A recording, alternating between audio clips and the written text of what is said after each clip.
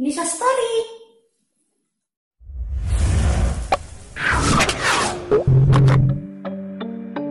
Transisi dari anak-anak menuju kedewasaan merupakan saat yang penting dalam kehidupan manusia.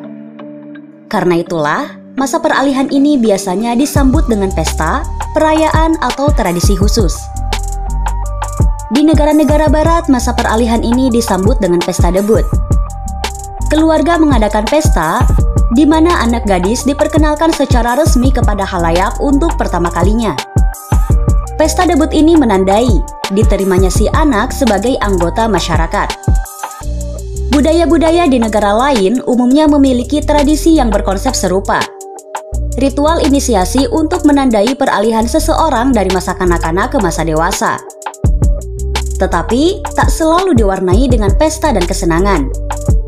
Beberapa budaya di dunia menjalankan ritual menyakitkan untuk menyambut kedewasaan.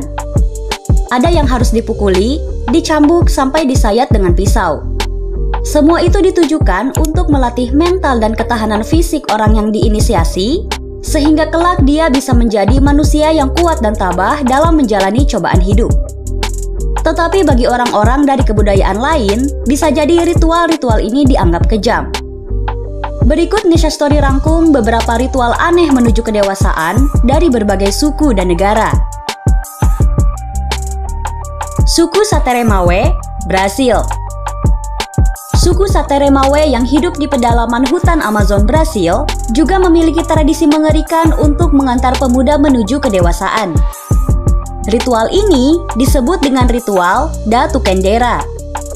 Para pemuda suku yang hendak menuju kedewasaan harus menjalani ritual, di mana tangan mereka dimasukkan ke dalam sarung tangan yang sudah diisi semut peluru selama 10 menit.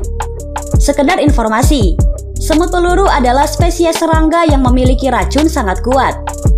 Tingkat rasa sakit akibat gigitan semut ini bisa digambarkan seperti terbakar hidup-hidup.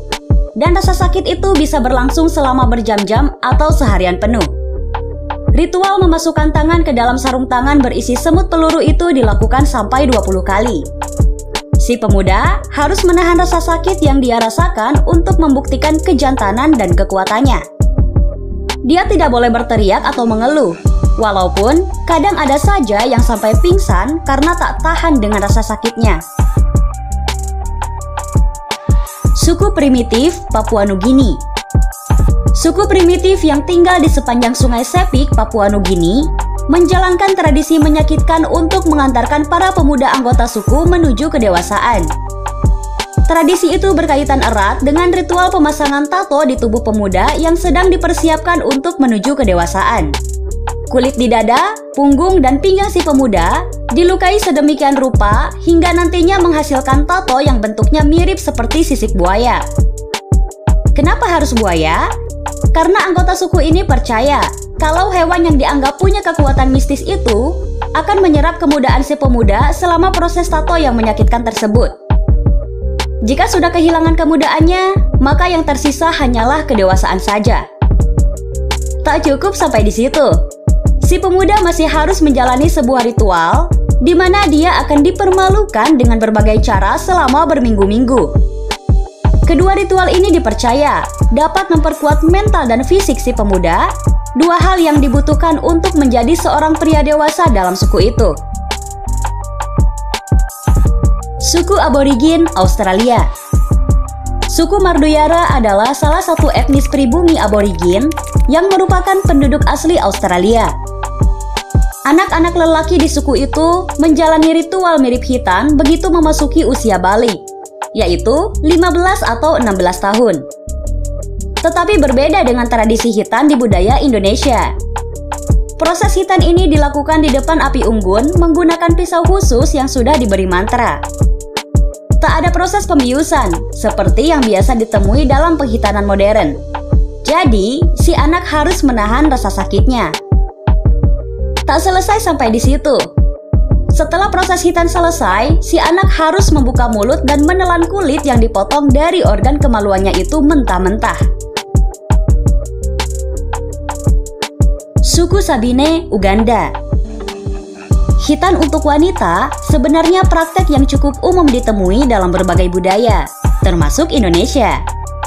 Tetapi proses hitan untuk menandai kedewasaan perempuan yang dijalankan oleh suku Sabine ini cukup mengerikan dan tak biasa. Dalam hitan ala suku Sabine, bagian klitoris wanita akan dipotong sebagian, kadang juga seluruhnya. Alasannya, dengan tak adanya klitoris, hasrat seksual wanita akan berkurang. Jadi, dia akan selalu setia kepada suaminya kelak dan tidak memiliki perilaku liar di ranjang yang dianggap memalukan. Saat hitan berlangsung, perempuan yang menjalaninya harus menahan rasa sakit yang luar biasa ketika klitoris disayat. Jika berhasil melaluinya, dipercaya si perempuan nantinya sanggup menanggung rasa sakit saat melahirkan anak-anaknya kelak dan melalui berbagai cobaan dalam hidup. Praktek hitan tradisional ini dianggap berbahaya oleh kalangan medis karena tidak dilakukan secara higienis dan tak ada perawatan khusus untuk mengurangi resiko infeksi pada organ pasien. Kamerun. Yang satu ini mungkin lebih tepat jika disebut sebagai tradisi, meskipun tak kalah menyakitkan dibanding ritual-ritual di atas. Gadis-gadis di Kamerun, terutama yang hidup dalam lingkungan dengan budaya tradisional, harus menjalani proses di mana dada mereka disetrika agar tampak rata. Para ibu yang memiliki anak gadis di usia remaja menyetrika dada putri mereka yang sedang tumbuh dengan batu, palu, spatula logam, atau kayu yang sudah dipanaskan terlebih dahulu. Setelah itu, si anak diharuskan mengenakan sejenis korset untuk semakin menyamarkan bentuk dadanya.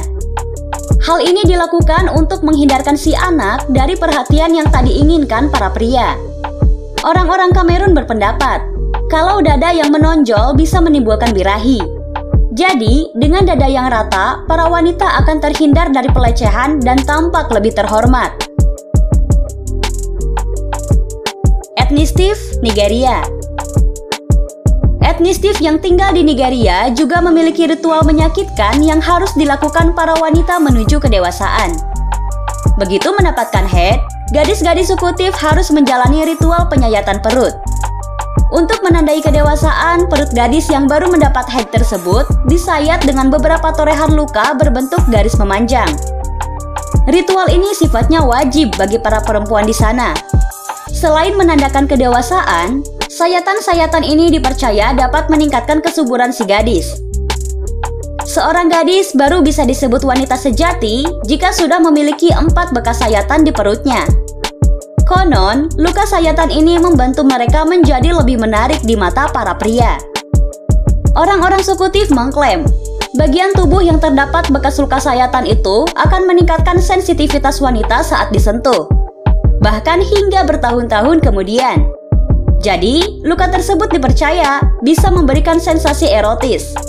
Karena itulah, luka sayatan perut ini dianggap menarik secara seksual oleh para pria etnis Tiv. Suku Matis, Brasil. Suku Matis adalah etnis minoritas di Brasil yang mata pencahariannya adalah berburu. Pria-pria di suku ini adalah pemburu-pemburu yang andal. Tetapi, pekerjaan berburu hanya boleh dilakukan oleh pria-pria dewasa saja. Para pemuda harus menjalani ritual kedewasaan dulu sebelum diizinkan ikut dalam kegiatan berburu. Ritual kedewasaan ini dimulai dengan kegiatan berburu. Para pemuda yang menjalani ritual dikirim berburu ke hutan untuk pertama kalinya. Sebelum itu, mata mereka ditetesi racun yang konon bisa memperkuat daya penglihatan dan indera-indera lainnya. Setelah itu mereka harus dicambuk dan dipukuli untuk menguji ketahanan fisik. Tak berhenti sampai di situ.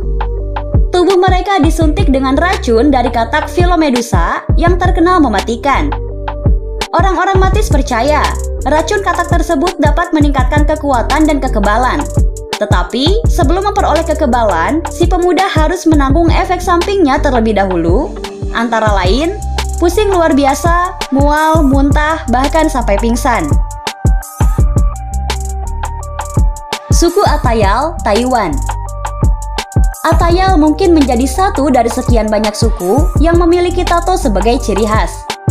Atayal atau Tayal merupakan kelompok pribumi di Taiwan. Suku yang tersebar di Taiwan Tengah dan Taiwan Utara itu memiliki tradisi menato sejak 1400 tahun yang lalu. Atayal menato wajah sebagai bukti mereka telah memasuki fase usia dewasa.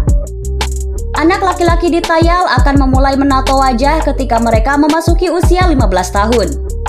Sebelum mendapatkannya, anak laki-laki harus memburu dan mengayau sebagai tanda mereka mampu.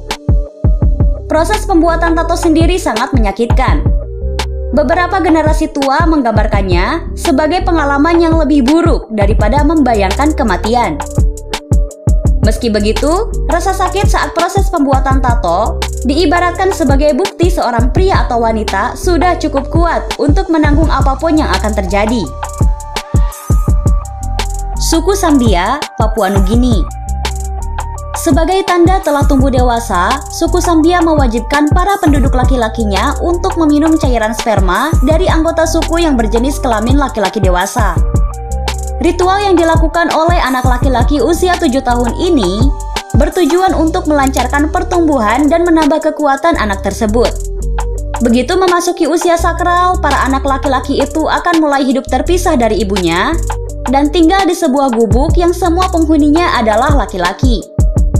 Untuk melakukan ritual kejantanan ini, mereka harus menjalani penyedotan darah dari hidung dengan menusukkan kayu atau rumput yang runcing hingga darah mereka mengalir deras. Darah yang keluar itu dianggap sebagai tingu yang menempel di jiwa laki-laki. Setelah melakukan ritual pertama, mereka harus menelan air mani dari pria dewasa. Dengan melakukan hal tersebut, suku Sambia meyakini tingu yang layu itu akan kembali kuat ketika mereka meminum air mani. Bagi anak laki-laki yang menentang dan menolak ritual tersebut, mereka akan mendapat sanksi oleh ketua suku berupa hukuman mati. Setelah mereka tumbuh dewasa sekitar berusia 20 tahun, ayah dan saudara laki-laki akan menikahkan anak tersebut. Laki-laki muda ini akan dinikahkan setelah sang pengantin wanita melewati menstruasi pertama. Ritual kedewasaan ini baru akan berakhir ketika seorang laki-laki menjadi ayah.